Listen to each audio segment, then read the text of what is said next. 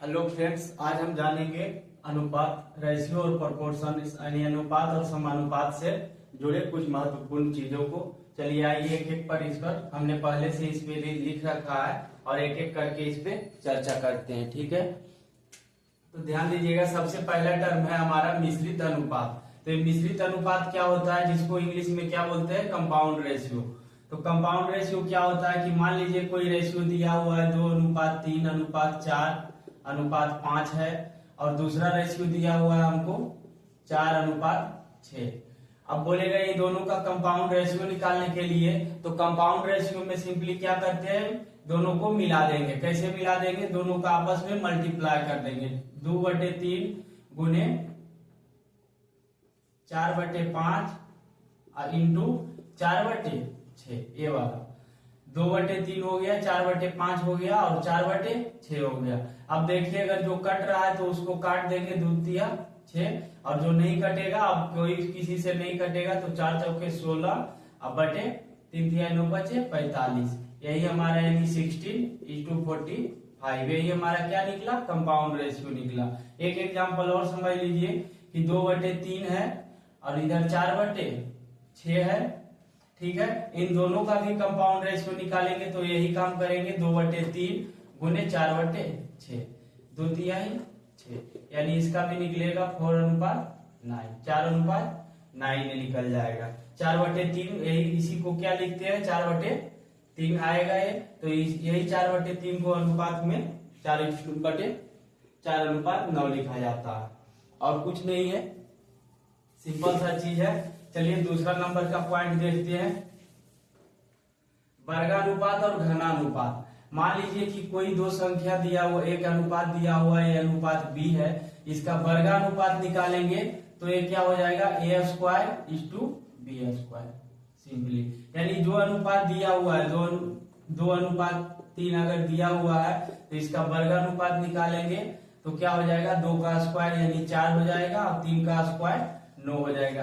2:3 का वर्गानुपात 4:9 हो जाएगा। ठीक उसी तरह घनानुपात निकालने के लिए इसको क्या कर देंगे, सिंपली क्यूब कर देंगे, यानी ये क्यूब क्या हो जाएगा, घनानुपात में a³/b³ हो जाता है, ये इसका घनानुपात हो जाता है। यानी 2 का क्यूब कर दीजिए तो 2 का क्यूब हो जाएगा 8, 3 का क्यूब कीजिए 27 आ जाएगा। एक टर्म और इसमें होता है उप वर्गानुपात और उप घनानुपात, यानी सब डुप्लीकेट रेशियो। इंग्लिश में इसको क्या बोलते हैं, वर्गानुपात को डुप्लीकेट रेशियो और घनानुपात को ट्रिप्लीकेट रेशियो। ठीक है, तो वो क्या चीज होता है कि a/b अगर दिया हुआ है तो √a=√b। ठीक है, यहाँ कुछ नहीं रहता है तो 2 समझा जाता है। ठीक है, यानी इसका स्क्वायर रूट निकाल देना है, जो भी अनुपात दिया हुआ है उसका स्क्वायर रूट निकाल देंगे तो हमारा क्या हो जाएगा, उप वर्गानुपात हो जाएगा, यानी सब डुप्लीकेट रेशियो, सब डुप्लीकेट रेशियो। ठीक है, और ठीक उसी तरह अगर उसका घन मूल निकाल देंगे, यानी यहाँ 3 घात लगा देंगे तो ये √, फिर यहाँ 3, यहाँ क्यूब रूट ये निकल जाएगा। तो इसका अगर क्यूब रूट निकाल देंगे तो ये क्या हमारा हो जाएगा, उप घनानुपात, यानी सब ट्रिप्लीकेट रेशियो। ठीक है, यही चीज होता है और कुछ नहीं है इसमें।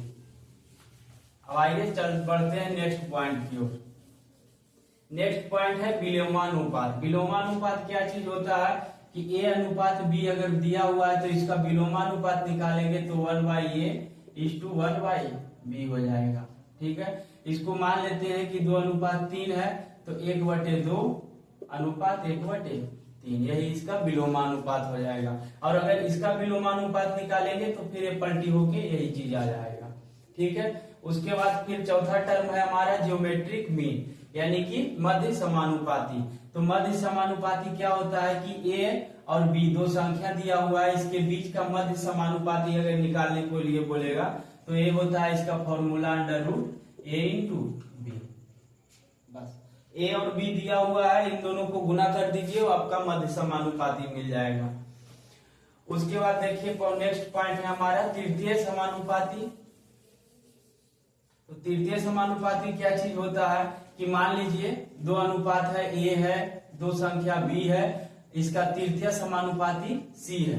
तो सी का बराबर में ए, यहाँ पे क्या हो जाएगा formula A is to B बराबर जो होता है बी इज टू सी, यानी ए अनुपात बी बराबर बी अनुपात सी हो जाता है। ए बी सी, ए और बी का तृतीय समानुपाती यदि सी है दिया हुआ, तो ए और बी का तृतीय समानुपाती सी निकालने के लिए क्या करेंगे, ए अनुपात बी बराबर हो जाता है बी अनुपात सी, यानी इसको लिख सकते हैं आप ए बटे बी बराबर बी बटे सी। ठीक है, तो बी यहाँ से देखिए कि सी का वैल्यू क्या निकल जाएगा, बी स्क्वायर बटे ए बी बी ऐसे इसमें जाके गुना हो जाएगा, सी इधर ले आएंगे, ए नीचे से डिवाइड कर देंगे। ठीक उसी तरह अगर चतुर्थ समानुपाती निकालने के लिए बोले, ठीक है, क्या निकालेंगे, फोर्थ समानुपाती। तो मान लीजिए ए है, बी है, सी है, इसका चतुर्थ समानुपाती डी है।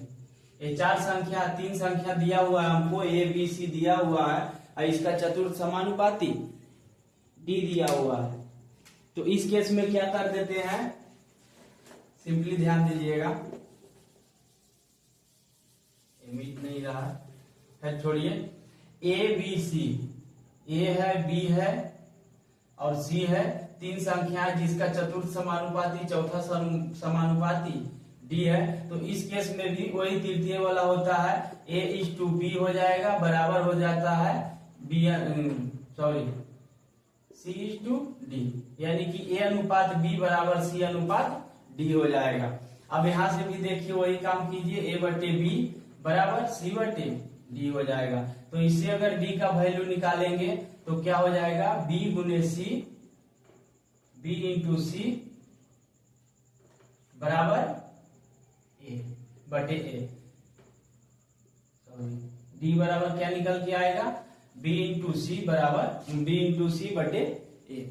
ठीक है, ए हमारा चतुर्थ समानुपाती निकल के आ जाएगा। अब नेक्स्ट पॉइंट देखिएगा,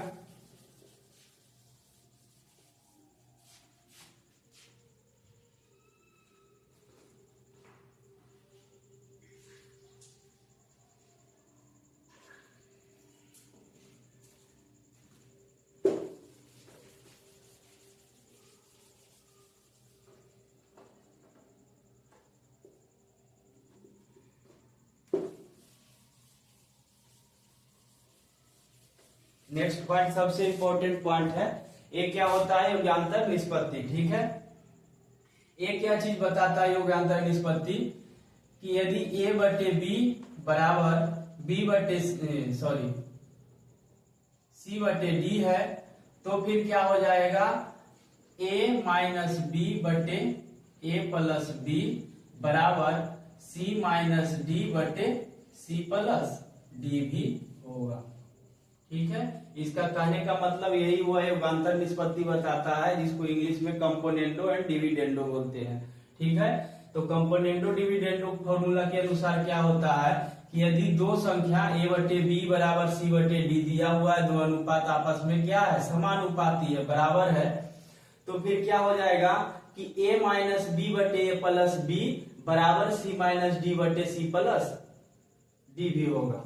कैसे होता है, चलिए इसको समझते हैं कि हम मान लिए ए बटे बी बराबर सी बटे डी बराबर कोई भी एक कांस्टेंट के मान लिए। ठीक है, तो अब यहां से देखिए ए बटे बी बराबर क्या लिख सकते हैं हम, ए बटे बी बराबर के लिख सकते हैं। तो यहां से वैल्यू निकल के ए का वैल्यू कितना निकल जाएगा, बी इंटू के।